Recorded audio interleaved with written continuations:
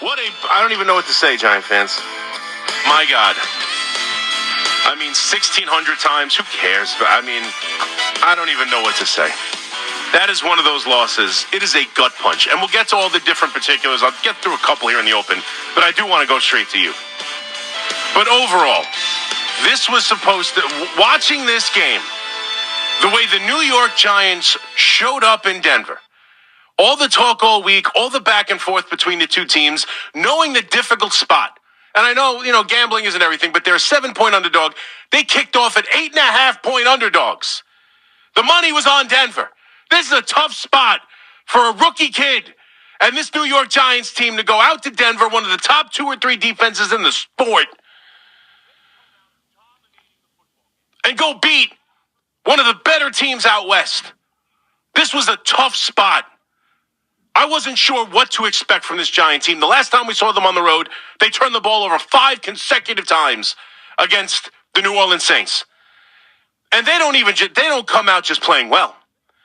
They come out dominating the football game. Absolutely dominating the football game. This defense that somehow gives up 33 points in the fourth quarter, and we'll get to all of it, I promise you. But as they somehow give up 33 points in the fourth quarter, all game long, they are dominating. They are dominating the football game. And the quarterback, I mean, watching this kid play, we talk about what, people have it, right? It's a common phrase.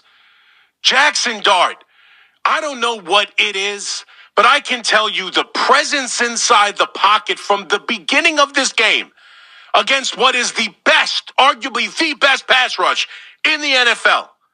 Andrew Thomas, Illuminor, great games. He goes into this game without his starting center, without his best wide receiver, without arguably his second best wide receiver. He goes in with little Jordan Humphreys. He goes in with 2 okay tight ends, 3 lousy wide receivers against one of the best defenses in the sport on the road. And they were up for the game because they were talking trash all week long. And this kid inside the pocket, his presence awareness, his ability to maneuver inside the pocket while continuing to look down the field to make plays, which we saw in the touchdown deep to the tight end, like the first touchdown of the game. We saw it all game long. This kid wasn't just out there functioning. He was playing excellent football against one of the best defenses in the league, and this Giant team was kicking ass. This Giant team was imposing their will. They were dominating the line of scrimmage. Their pass rush that is vaunted, and like I said, the best in the NFL, arguably, wasn't making the impact it typically makes. They were doing everything right. Everything right. The Broncos had penalties. The Giants didn't. They get the deflection. The Giants return the favor with their own deflection ricochet. Like they were doing everything right. And this was freaking 10 minutes away from being one of the best wins this franchise has had in forever. 10 minutes away. Forget that. 5 minutes away from being a victory that we could sink our teeth into and declare this a good football team. Not a team that is making strides, not a team that's not as bad as we thought, not a team that's improving with a young quarterback that we're waiting to develop. A good football team that just went into Denver and kicked the crap out of the Broncos as they get ready for the Eagles next week. It was a full week of getting amped up for a huge game to thrust themselves back into the mix of winning this division. And it wouldn't have sounded crazy because this isn't just some, catch the Chargers by off guard with the rookie quarterback. This wasn't beating, an Eagles team that, you could say is going through it, although they, won today. But this was without question a stamp the table, we have arrived. The New York Giants are a good football team. That's what today was. At 19-0, that's what today was. At 26-8, that's what today was. And instead, We are talking about one of the biggest collapses in NFL history, and it's for a bunch of different reasons. And let me just say, first and foremost, it is not mainly, it's on everyone. But if you think the finger pointing starts at the head coach, I don't agree with you at all. At all. Let's point out where it starts first. This GM, right, who, let's be fair, drafted the quarterback, right? Of all the things you can get wrong, drafting a bust offensive lineman at the top of the draft, dropping a bust cornerback at the top of the draft, he got the quarterback right. I'll give him that. But can you believe how he has handled the kicking position for the last 3 years? It has been a disgrace. Gano can't stay healthy. He starts the season with him, and we're left with this. A kid who couldn't start for Rutgers and is only in the NFL because of an international portal. That's why he's even in the NFL. That is not an NFL kicker kicking for the New York Giants, who cost them points that lost them this game. It is outrageous to me that the general manager did not take the kicker more seriously, and that there isn't an NFL kicker after all the disasters they've had over the last couple of years with the kicker. The idea that an NFL kicker, I know got hurt, there should have been an NFL kicker sitting there today, able to kick extra points. Embarrassing. That's an embarrassing job. And this defense, yes, terrific the entire the first half of the game, disastrous in the fourth quarter. And I know we're gonna focus on two plays specifically. We're gonna focus defensively. Let's just start there. We're gonna focus on rushing 3 at the final drive. Absolutely a terrible call. It's the exact same call that he made against Dallas. The exact same call that he wished he had back is what we heard during the week after Dallas. And he makes the same call. Absolutely true. But that is not why they lost this game. And I'll tell you why. One, mainly the reason they lost is they have no depth in the defensive backfield. Holland and Adebo go down, and Banks is an atrocious player. What a miserable pick. He was picked on the second he got into this game. He was awful. Dane Belton didn't do a good job either. And on that final play, despite rushing 3 and giving him a ton of time, which I agree is a bad call. It's a atrocious call. And not having your 3 best pass rushers be the 3 rushing is an even worse call. It's a disastrous call that every one of those defenders who, as you saw, Burns running off the field, pissed off, caught on camera, everyone in that locker room, as you're hearing that there's some real, they don't even want to talk about that play call. They're frustrated with the play call. And we'll see if Bowen makes it through tomorrow. And if he doesn't, bravo, bring somebody else in. I'm all for it. But if you watch the play, there's no reason that catch should be made.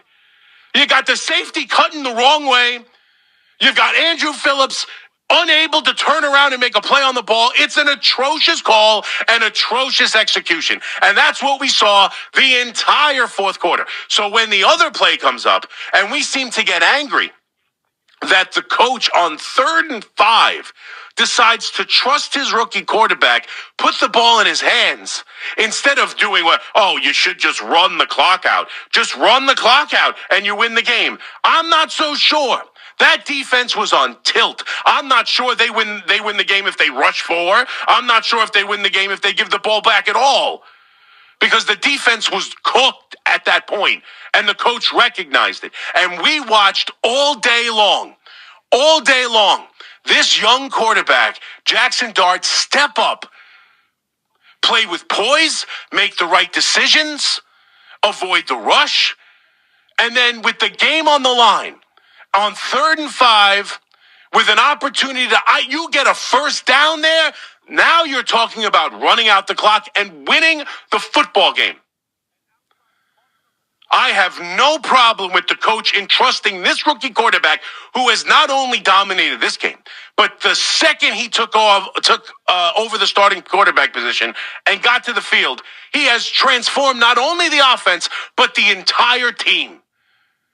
And he played an excellent game, And outside of coughing up a fumble against the Saints, he's been fairly careful with the football. I have zero problem. After watching that defense play, I have zero problem not wanting to give it back to them without taking a chance of getting that first down, which probably wins the game. A punt there does not. It's better than the interception. It gives them a chance to win the game. I want to get that first down. I have no problem with the coach putting the ball in this kid's hands. This should have been the coming out party for Jaxson Dart. It still is in many ways. And I know we don't believe in moral victories. I'm sorry. It's hard not to, at least on some level, come out of that, not necessarily about anything else, other than the Giants have found their future quarterback. That was an incredibly difficult spot, and he played incredibly well. And we're going to kill the coach. I heard Tiki's rant. I understand it. And he knows more football than I'll ever learn. I get it. But for me, watching the game, I had no problem letting the coach put the game in that kid's hands. I want, as a New York Giant fan, I don't care if it's 4 games. I don't care if it's on the road as a rookie. I've seen this kid play long enough to know that when the game's on the line, I want it in his hands. I have no problem with it. None. He made a bad play and didn't see a linebacker under the route. It's a rookie mistake. It happens.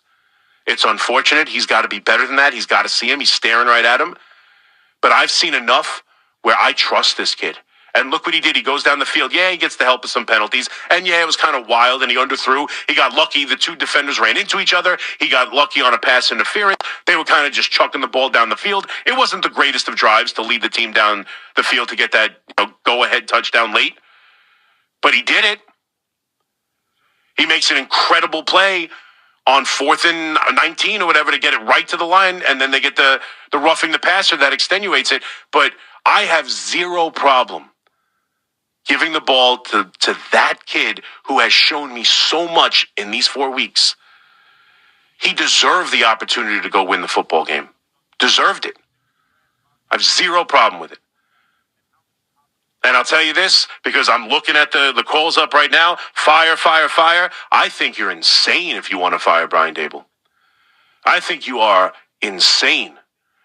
We just got done over the whole course of the week talking about the Jets and their impending decision coming up for the first pick in the draft, possibly, or, drafting a quarterback, and how many top picks are ruined. How many top picks suffer from changing coaches and changing offenses. Look at the way this kid is playing. I know they just lost a gut-wrenching loss. I feel it too. I'm sick to my stomach. I'm not messing with this kid and his relationship with this coach. Ain't doing it. You want to fire the defensive coordinator? By all means. Go ahead and do it.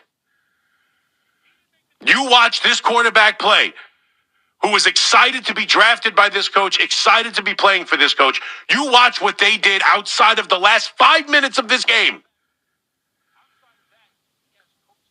And you want to move on from the coach? You got to fire Daboll? Why? He didn't pick the kicker. He didn't make the defensive call.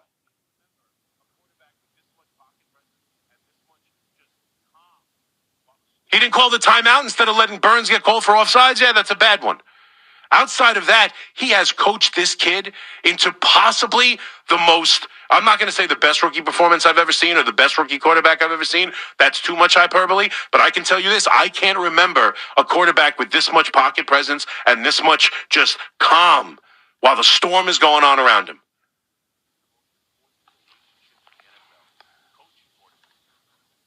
I'm not doing it. And I come at it today as disappointed as I am, as frustrated as I am. And I know many of you won't like this, and I don't care. The fact of the matter is, the Giants found their quarterback. And this relationship is the most important relationship in the NFL, coach and quarterback. And what we just saw and what we have seen and what I expect to see the rest of the year, I ain't messing with it, and I think you're crazy too. I don't know what you think Brian Dable did in this game to deserve to be fired. I have no idea. It's more than disappointing.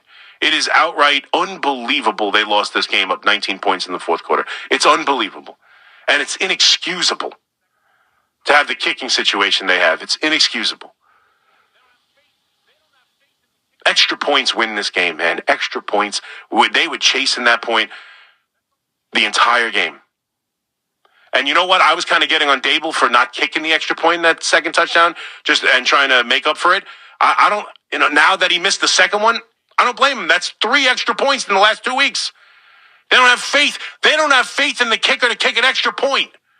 And rightfully so. That's on the GM. Unbelievable.